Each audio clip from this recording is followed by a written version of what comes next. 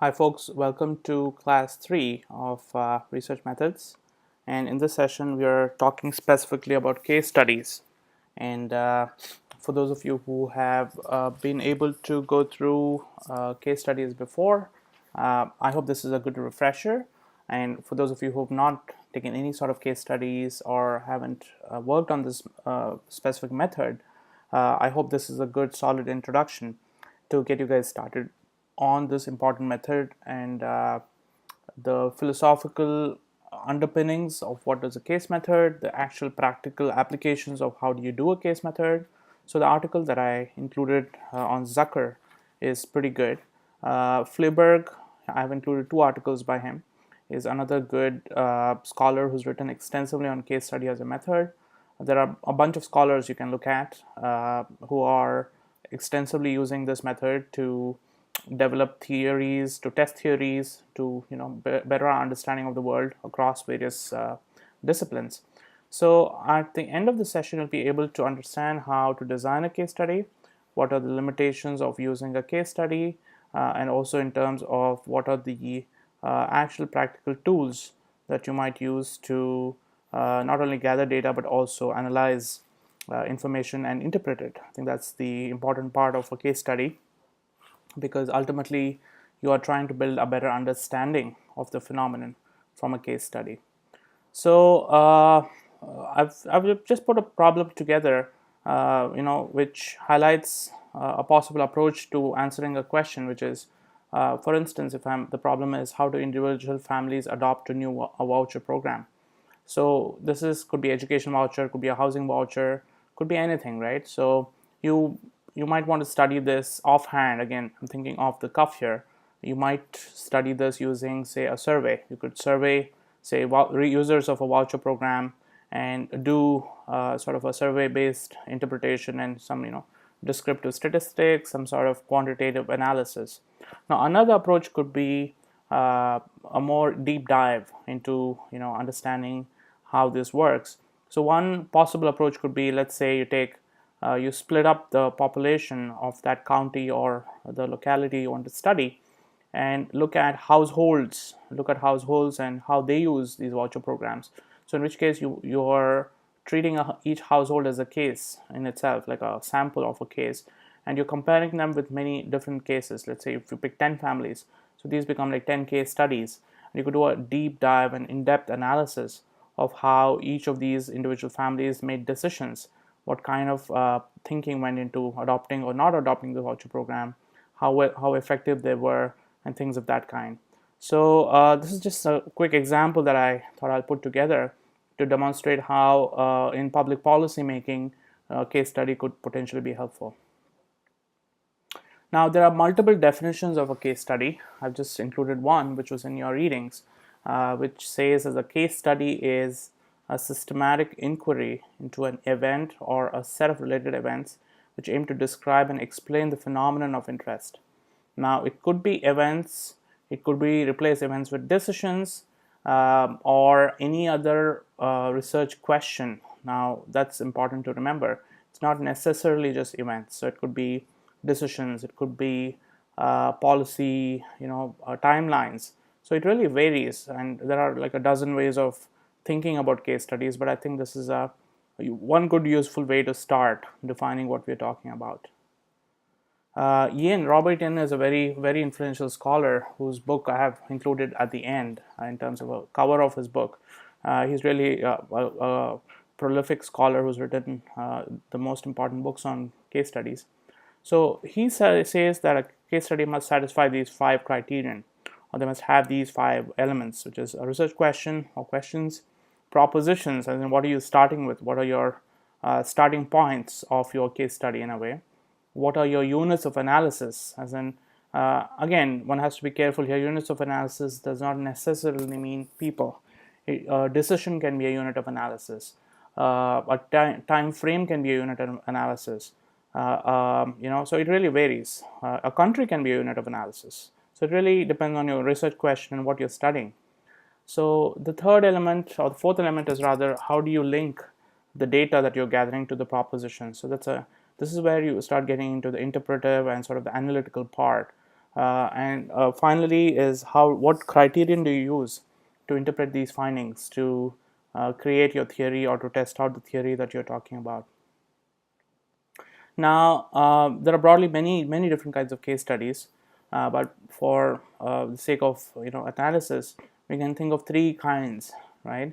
So, instrumental case studies, these are those that provide insights into a specific issue. For instance, how do employees get motivated in a factory? So, this is sort of understanding the sort of the day-to-day working of a certain phenomenon. Intrinsic case study, for instance, this is the second type of a case study, which is about a deeper dive into a specific phenomenon. For instance, if you want to understand what caused the recession in 2008 in the US, look at the United States as an economic engine, and you really want to look into the various causes and factors that led to the recession. So that could be an example of an intrinsic case study.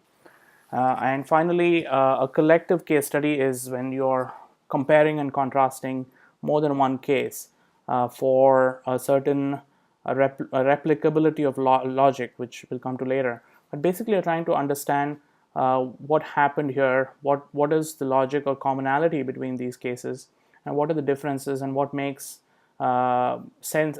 How can we talk of these three cases in a specific context?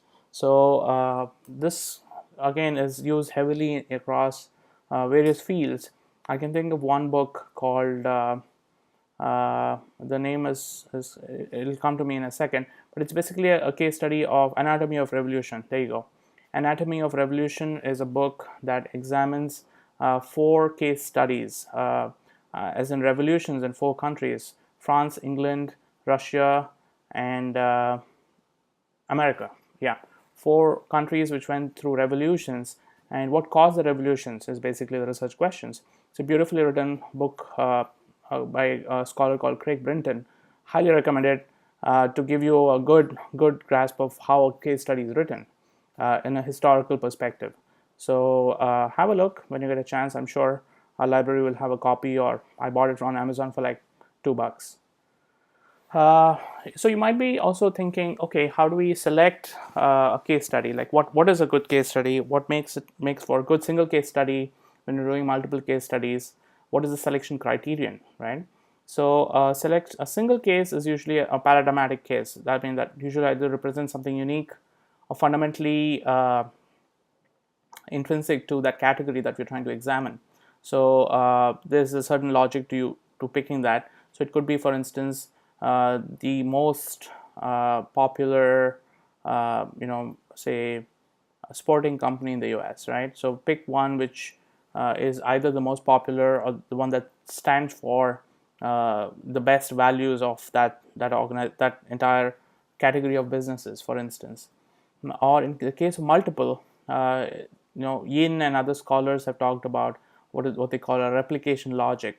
So which means that each case should predict something similar in terms of results, or it should produce contrasting results when you ask the same question or same sets of questions to a specific case study. So you're trying to compare and contrast the same research question across these case studies.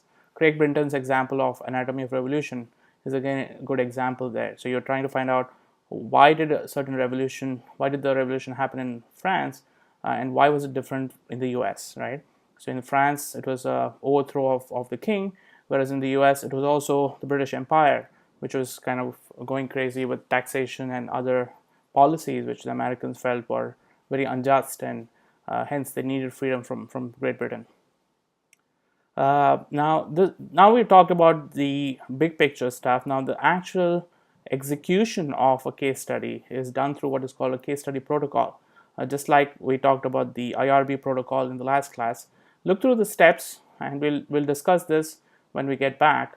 But essentially, these are all the elements that need to be in your case study. So when you start a case study, you got to think through all of these issues, especially if this is for a multiple case study, and see what elements you identify with, what you don't, and we can talk about this when we meet in class.